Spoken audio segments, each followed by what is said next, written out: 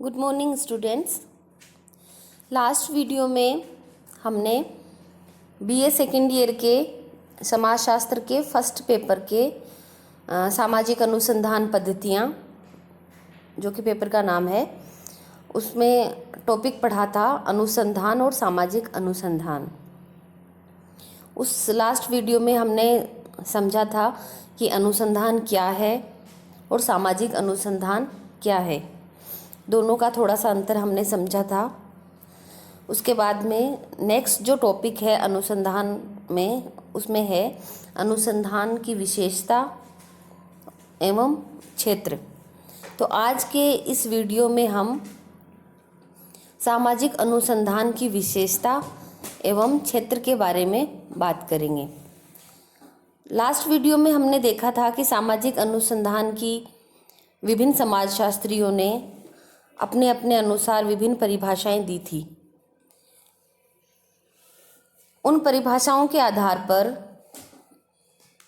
सामाजिक अनुसंधान की विशेषताओं को हम समझ सकते हैं। आप वीडियो में स्लाइड में भी देख सकते हैं, ग्रुप पे मैंने पीडीएफ भी डाला है, उसमें भी आप पढ़ सकते हो। जैसे वीडियो में आप स्लाइड पे देख सकते हो, 1 नंबर पॉइंट पे लिखा हुआ है, सामाजिक अनुसंधान का संबंध वैज्ञानिक विधियों के प्रयोग द्वारा सामाजिक परघटनाओं के सूक्ष्म रूप से अध्ययन से है। सामाजिक परघटनाएं, समाज में होने वाली विभिन्न घटनाएं, सामाजिक घटना।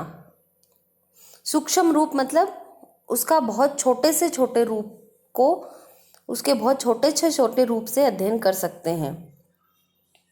नेक्स्ट पॉइंट है, सामाजिक अनुसंधान अपने को विभिन्न वैज्ञानिक उपकरणों, परिविधियों एवं पद्धतियों के प्रयोग तक ही सीमित नहीं रखता, बल्कि नवीन प्रविधियों के विकास पर भी जोर देता है।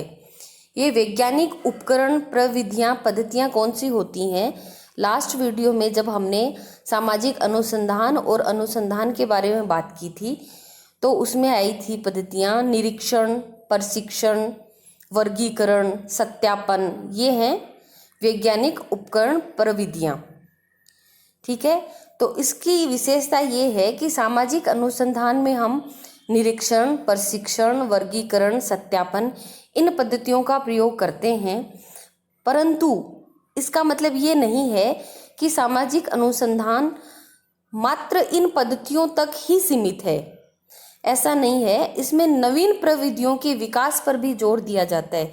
जैसे हम कोई नवीन रिसर्च करते हैं, कोई नया रिसर्च करते हैं, किसी नई घटना के बारे में कोई नई खोज करते हैं, तो ज़रूरी नहीं है कि हम परंपरागत जो विधियाँ, प्रविधियाँ चलती आ रही हैं, बस उन्हीं का उपयोग करें। हम कोई नई प्रविधि का उपयोग करके भी नवीन ज्ञान संचित कर सकते हैं। नेक्स्ट पॉइंट है, सामाजिक अनुसंधान में विभिन्न सामाजिक घटनाओं तथा समस्याओं का वैज्ञानिक या व्यवस्थित अध्ययन ही नहीं किया जाता, बल्कि नवीन ज्ञान का सृजन भी किया जाता है। ये भी वही सेकंड टॉपिक वाली बात हो गई कि ज़रूरी नहीं है कि पुरानी समस्याओं, पुरानी घटनाओं का अध्ययन करके उनका व्यवस्थित अध्ययन ही किया जाए। हम नई घटनाओं, नवीन परघटनाओं का नवीन पद्धतियों से अनुसंधान करके नया ज्ञान भी सृजन कर सकते हैं। नेक्स्ट है, सामाजिक अनुसंधान विभिन्न सामाजिक घटनाओं या तथ्यों के बीच पाए जाने वाले कार्य कारण संबंधों को खोज निकालता है। इसका कारण यह है कि सामाजिक घटनाएं एक दूसरे से स्वतंत्र न होकर एक दूसरे से संबंधित होती हैं। जैसे इसमें उदाहरण दिया हुआ है कि गंदी बस्तियों और बाल अपराध के बीच परस्पर कार्य कारण का संबंध हो सकता है। इसमें क्या लिखा हुआ है कि समाज में कोई भी घटना घटित होती है तो वो घटना स्वतंत्र नहीं होती, मतलब अचानक से अपने आप में कोई घटना घटित नहीं होती। उस घटना के पीछे कई कारण होते हैं और उन कारणों के द्वारा, उन कारणों का परिणाम होती है वो घटना। तो वो घटना और वो कारण आपस में संबंधित हैं, कारण घटना को प्रभावित करते हैं। नेक्स्ट पॉइंट है, सामाजिक अनुसंधान में जहाँ नए तथ्यों की खोज की जाती है, वही पुराने तथ्यों या पूर्व स्थापित सिद्धांतों की पुनर्परीक्षा एवं सत्यापन का कार्य भी किया जाता है। इसमें है कि सामाजिक अनुसंधान में जब हम किसी सामाजिक घटना का अध्ययन करते हैं, तो नए तथ्यों की खोज के साथ साथ, मतलब हम किसी नई घटना का नए तथ्यों के साथ, नई पद्धतियों के साथ खोज करते हैं, तो उसके साथ साथ जो पुराने तथ्य थे या जो पुराने सिद्धांत थे, उनकी भी पुनर्परीक्षा या सत्यापन का कार्य होता है। जैसे मान लो कि हम कोई नई घटना ना लेके किसी पुरानी घटना का दोबारा से अध्ययन करते हैं, उस पुरानी घटना का दोबारा से नए सिरे से अनुसंधान करते हैं, तो उस घटना के बारे में पहले से जो स्थापित कारण होते हैं या उस जो सिद्धांत बताए हुए होते हैं, उनकी हम पुनर्परीक्षा करते हैं कि जो पहले से जो कार्य कारण बताए हुए हैं, क्या वो सही हैं, या अगर वो सही नहीं है तो उनका अभी का जो क्या कारण है जो सामने आता है, ये भी हम पता लगा सकते हैं। सामाजिक अनुसंधान एक ऐसी विधि है जिसमें प्राकल्पना की उपयुक्तता की जांच तथा परीक्षण किया जाता है। प्राकल्पना जो इसमें शब्द आया है, प्राकल्पना एक अलग से आपके रिसर्च अनुसंधान पद्धतियों के पेपर में अलग से पूरा टॉपिक है, एक अलग से पूरा चैप्टर है, जिसके बारे में हम नेक्स्ट वीडियो में बात करेंगे। यहाँ मैं छोटा सा बता दूँ, प्राकल्पना का मतलब होता है प्री प्लस कल्पना, मतलब पहले से किसी चीज़ के बारे में कल्पना करना, मतलब एक कच्चा ड्राफ्ट तैयार करना, वो है प्राकल्पना। जैसे हम कोई भी काम करने से पहले एक पूर्व योजना बनाते हैं, वो है प्राकल्पना। इसी तरह जैसे अनुसंधान में हम किसी घटना का शोध करने का विचार जब बनाते हैं, तो उससे पहले हम एक परिकल्पना तैयार करते हैं। परिकल्पना का मतलब हम कोई क्षेत्र डिसाइड करते हैं कि मुझे इस क्षेत्र का अध्ययन करना है, फिर उस क्षेत्र में हमें कोई समस्या लेनी होती है कि मुझे इस समस्या का अनुसंधान करना है। जैसे कोई भी क्षेत्र है, कोई गांव है, कोई शहर है, तो उस शहर में बहुत सारी दिक्कतें हो सकती हैं, बहुत सारी सामाजिक समस्याएं हो सकती हैं, तो हम सारी समस्याओं का एक साथ अध्ययन नहीं कर सकते। उन सारी समस्याओं से कोई हम एक या दो समस्या ऐसी लेते हैं जिनका हमें अध्ययन करना होता है, और हमारा विशेषतः ध्यान जो होता है वो उन्हीं समस्याओं पे होता है। तो ये जो कच्चा ड्राफ्ट हम तैयार करते हैं, ये है प्राकल्पना।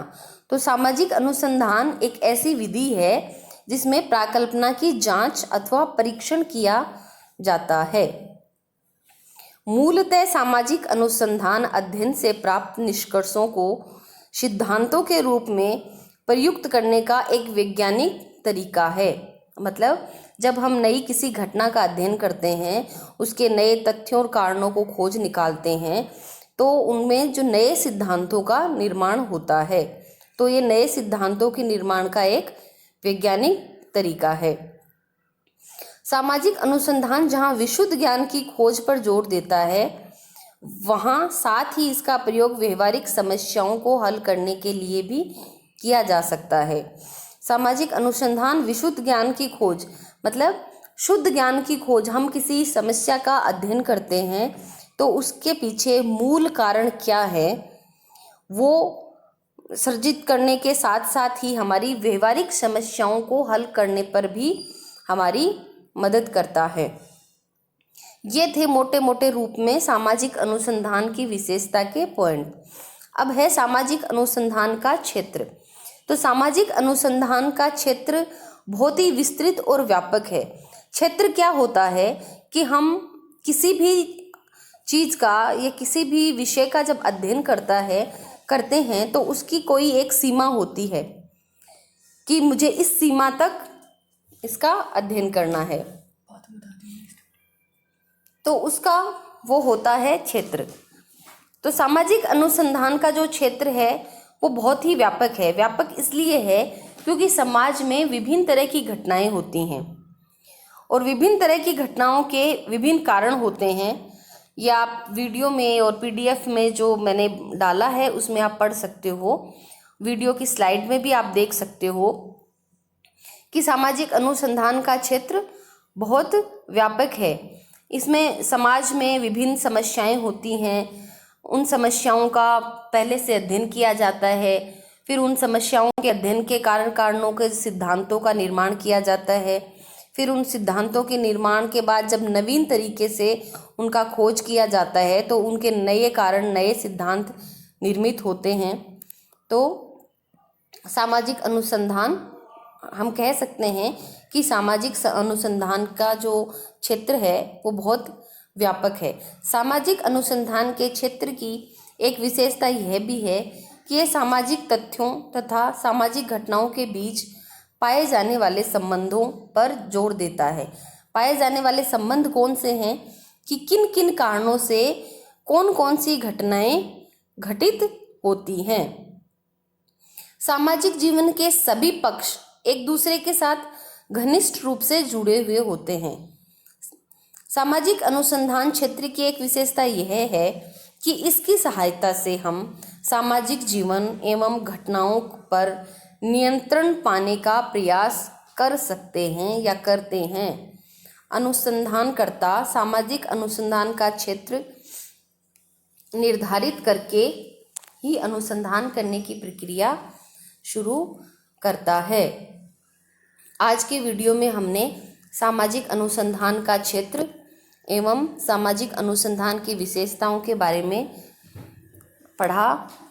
नेक्स्ट वीडियो में हम सामाजिक अनुसंधान से संबंधित इसके जो अगले पॉइंट हैं, जैसे सामाजिक अनुसंधान की उपयोगिता है, फिर सामाजिक अनुसंधान की कुछ सीमाएं हैं, उनके बारे में बात करेंगे। धन्यवाद।